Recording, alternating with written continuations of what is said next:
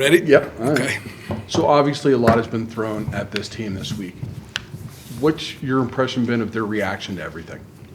I think they've been great. Now I'm the most biased person in the building. You know what I mean? But they've been good. I mean, I think really just trying to do the progression correctly with their emotions and their processes, I think was a big part of it. I know I've talked to them about it the other day, just letting them have their day with Coach Norvell. I thought that was really important. I thought they handled that really well, and I thought that was important for Coach as well, and kind of being able to turn the page and get to Wyoming the next day. And, not that there's a lot of change, but just some subtle adjustments to some things that I think can help us. And that's, what we've tried to do. I'm so impressed with the players, so impressed with their attitudes, really proud of our coaches, and people having to take some different things. For example, like with the defense, obviously I've had to spread my time in some different places and between the defensive players and defensive coaches. I mean, I may not have been that important because they're doing great without me, you know what I mean?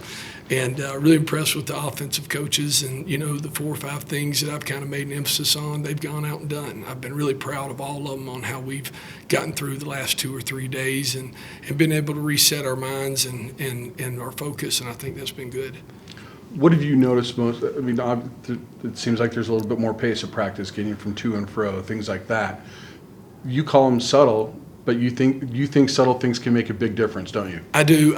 Little things are everything. Yeah. We talk all the time about just anything you do is everything you do, and I really believe that. When I talk to players or I talk to my own children, right? My boys are 18, 15, and 12. I try to talk to them about. I can remember being in college and being a student athlete, and I didn't have great grades because I didn't live my life in that kind of world. I only did it for football, and that was bad. So then I go become an adult, and I'm a teacher at Tift County High School, and I'm just turned 22 years old. Well, I've got to do everything perfectly. I've got to do everything at a high level.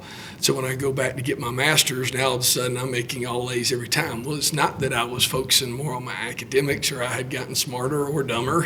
It was just that was how I did everything. And so we try to talk to them about those things and then their habits and like I said, trying to move through practice. Really tried hard to cut practice from a time standpoint and to try to get on and off the field a lot faster. But, the main emphasis, and I've tried to explain the why with them, is just we got to compete at practice more and have better competition and have better enthusiasm and then be able to practice, less. So, the goal is to be in a walkthrough mode for 20, 25 minutes, and the goal is to get after it for about an hour and 15. And so I think we've been able to accomplish that, and I think the players understand. We're trying to get our legs fresh, we're trying to get our minds fresh, trying to get our hearts fresh, and kind of move on from there. You elevated Grant Chestnut to offensive coordinator. Just kind of what is it about him that you like as a coach, and kind of what went behind that decision? Well, I think there's a lot that goes into it. I didn't make that decision lightly or anything like that. Grant's somebody that's got a lot of experience as an offensive coordinator and a play caller, and he's somebody that at Kennesaw State and FCS was able to, numerous years as an offensive coordinator, play caller, where he had top 5 offenses in 5 different categories, and so he obviously understands the game well. I really like his sense of urgency and his details. He will stop, make sure everybody knows what they're doing, get people on the same page, and I think those are really his strengths. I think he does a great job in leadership. I had really been impressed with how he had been able to take the tight ends in his room and through spring practice and through fall and see the production that they've been able to have. Even as guys have gotten injured and people have kind of come in and out, they still produce, and that's usually a mark of a good coach and a good room and a good culture. And I thought all those things were going to be really important as we move through the next 4 or 5 weeks. And I've taught our staff and our players. I mean, everything we do for this period of time is trying to be what our feet are, but everything is about leadership and how we can make things better and improve. And I thought that he would be a good, fresh set of eyes to do all those things. the last time CSU won in Laramie, you were coach here. What do you remember about that game and, you know, winning that rivalry game and all that? It was cold. I remember that.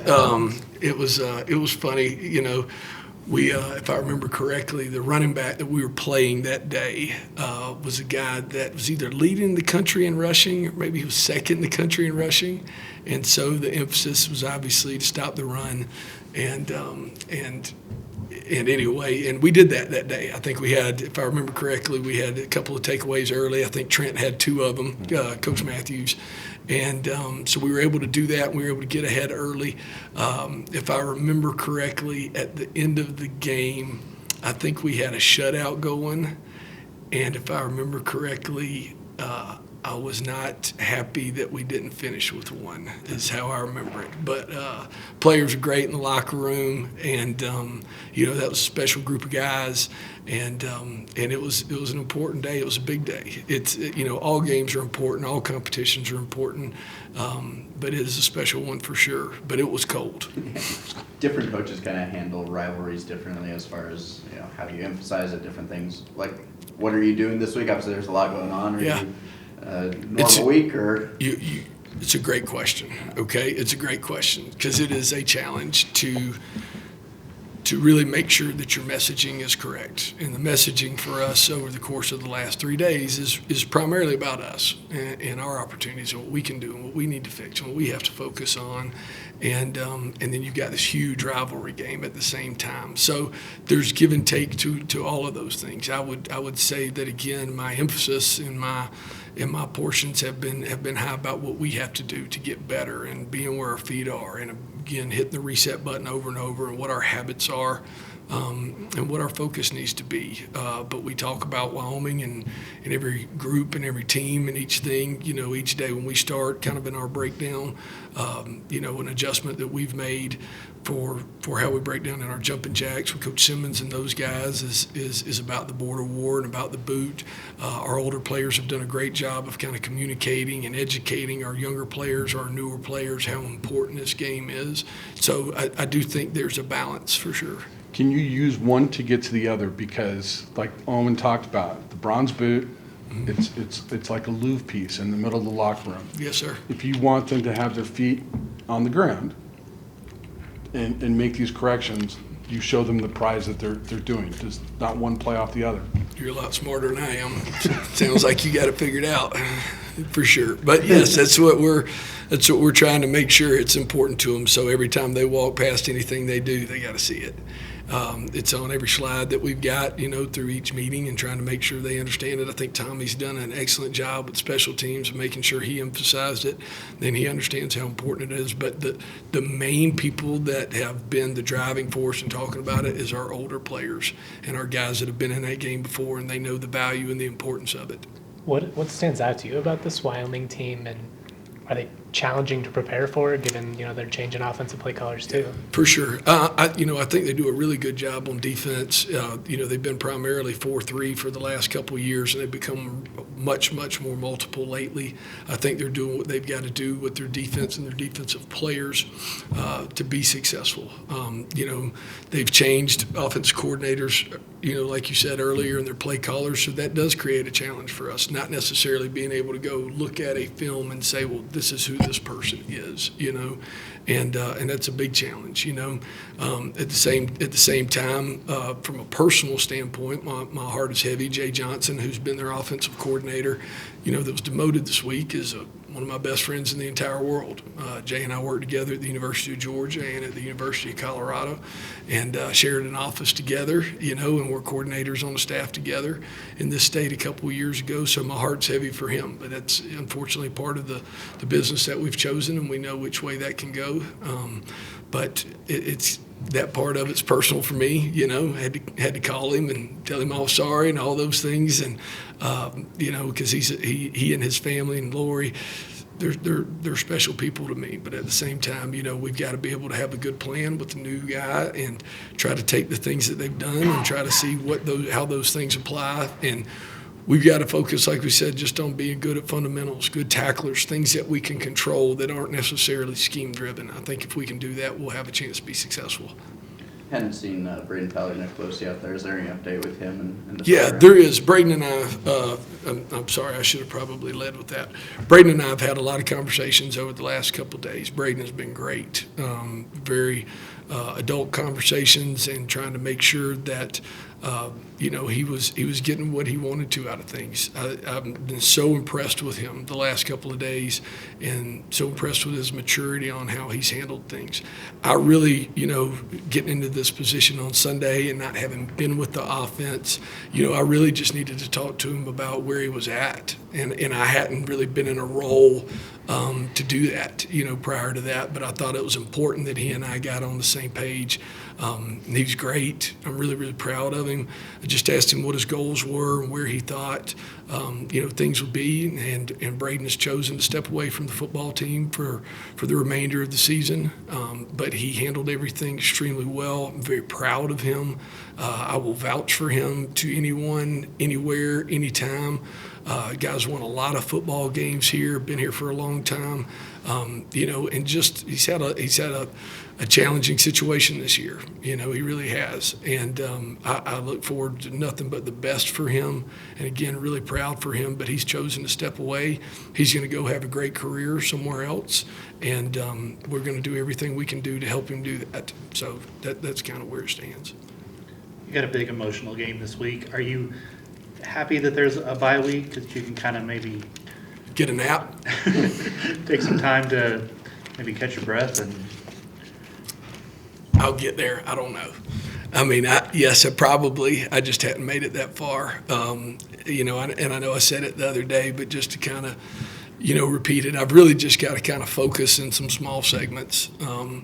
And if I can do that and help people as much as I can and try to, empower people as much as I can, that's really what it is. We're gonna walk out of here and Colton and I are gonna go eat lunch, and we're gonna figure out what my next 3 or 4 hours is. And I know we talked about it yesterday, but I don't remember, and make sure, that I'm crossing T's and dotting I's on the things that I need to do.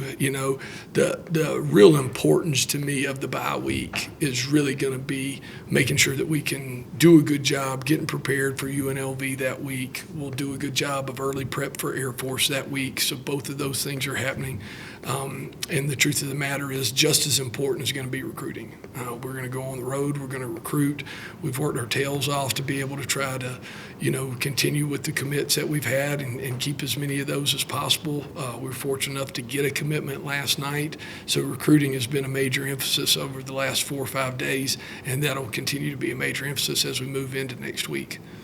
Is that a weird process, trying to recruit for the future, given that the future is kind of unsettled at the moment? Well, I think at the moment, like I told you earlier, I think you got to live in the moment, and you got to be able to sit there and talk about the things that are important, that are real, be honest, with people as we go through it. And so we've done a great job of trying to do that.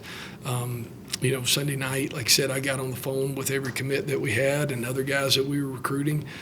Took a couple hours to do that, and spent time yesterday. Obviously, I'm in constant communication with the defensive commits over the course of the last, 9 months. But, really tried last night. I was able to get on FaceTime, I think, with all but 2 or 3 of the offensive guys. So really trying to rebuild and kind of brand that trust with those guys and being able to spend some quality time with them.